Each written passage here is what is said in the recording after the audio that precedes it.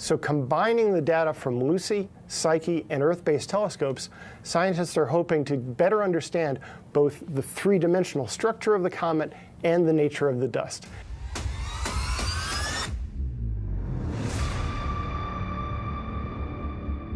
For decades, astronomers have classified nearly every small body drifting through space into familiar categories: comets, asteroids, rocky fragments, or icy wanderers. These labels were comforting, giving shape to the unknown and taming the wildness of the cosmos through tidy definitions. But now that comfort is dissolving, because scientists examining a mysterious new object have reached a staggering possibility. It might not be a comet at all. It might be a cell, a living, active, structured entity unlike anything humanity has ever encountered. Before we move forward, like the video and subscribe to the channel. This shocking idea didn't appear overnight. It emerged slowly, reluctantly, from scientists who are normally the last people to embrace bold claims. But the object they've been studying refuses to fit into any known category. It behaves like a system, not a rock. It reacts like an organism, not a piece of debris.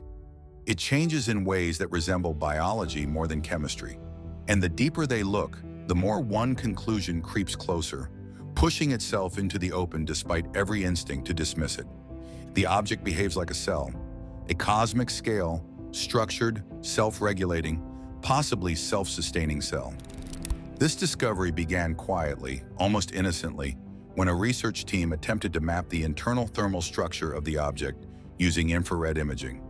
The expectation was simple. Comets and asteroids, when heated by sunlight, disperse warmth irregularly. They show scrambled thermal gradients, uneven patches, cracking regions, and material shedding. But this object didn't do that. Instead, its heat distribution showed patterns: smooth gradients, uniform expansion, and internal zones that warmed and cooled in coordinated cycles. At first glance, these cycles looked like random fluctuations. But after hours of repeated scanning, the team noticed something chilling. The thermal oscillations were timed, repeating at consistent intervals. Not perfectly, but close enough to raise eyebrows. That consistency was unnatural. In geology, randomness dominates. In biology, rhythm dominates.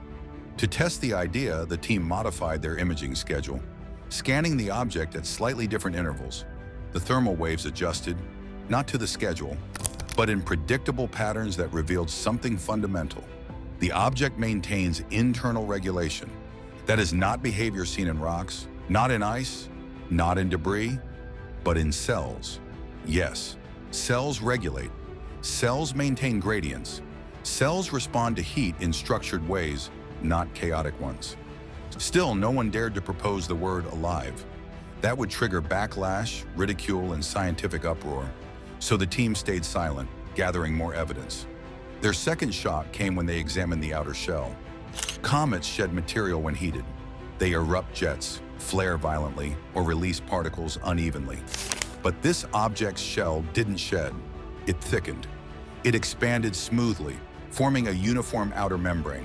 Under targeted spectral imaging, this membrane behaved like something flexible. Not rigid stone, not brittle ice. In fact, its expansion resembled a biological boundary layer, a structure built to protect, regulate, or interface with the environment. One researcher described it bluntly off the record. It behaves like a membrane, not like geology. Then came the moment that forced scientists to confront the truth. The membrane wasn't just expanding, it was selectively absorbing certain wavelengths of solar radiation while reflecting others.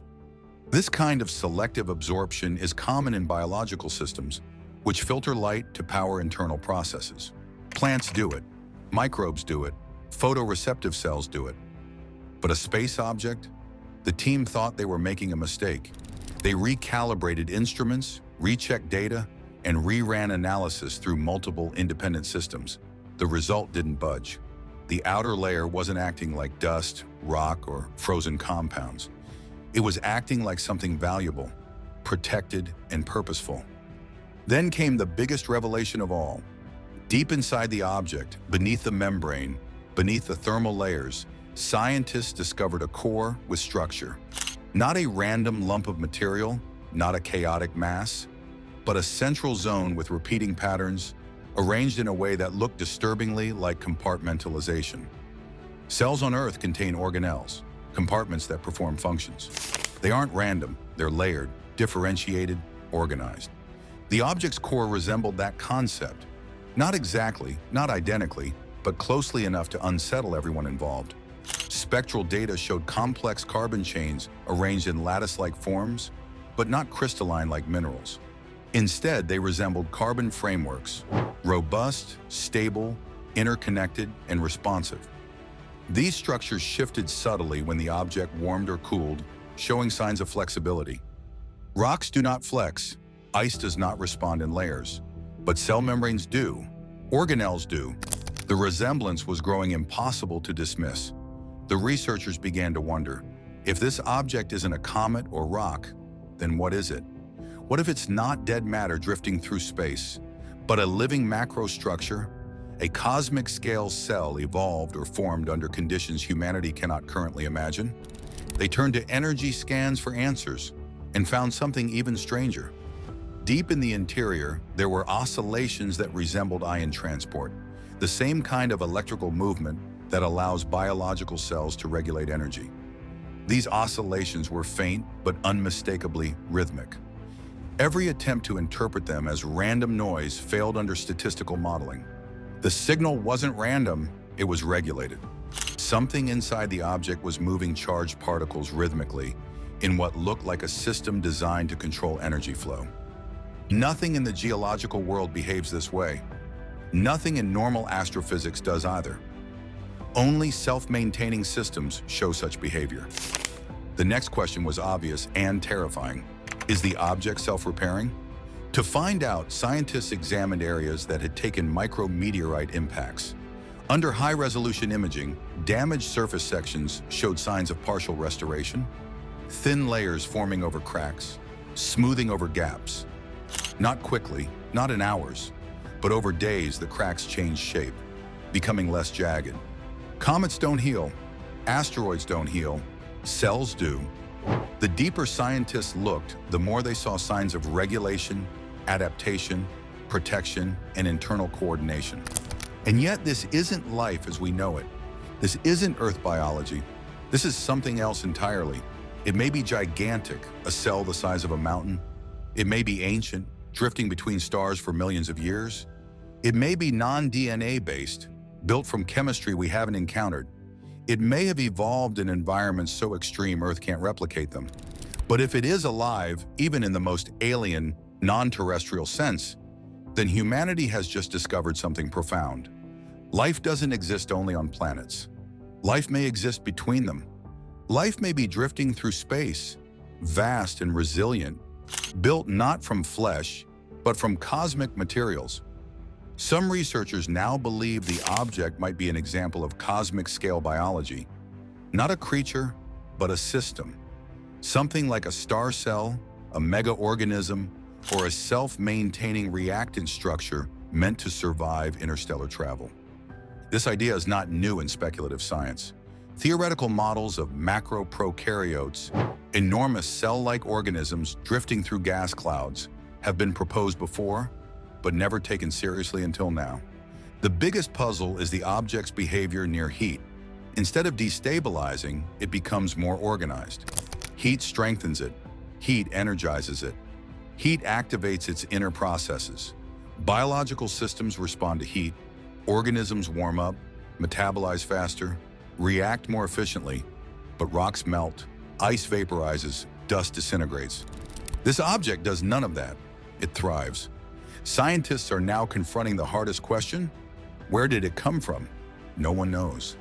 No one can even speculate responsibly. It might not be a product of evolution as we understand it. It might be a chemical, self-organizing phenomenon that accidentally reached biological complexity.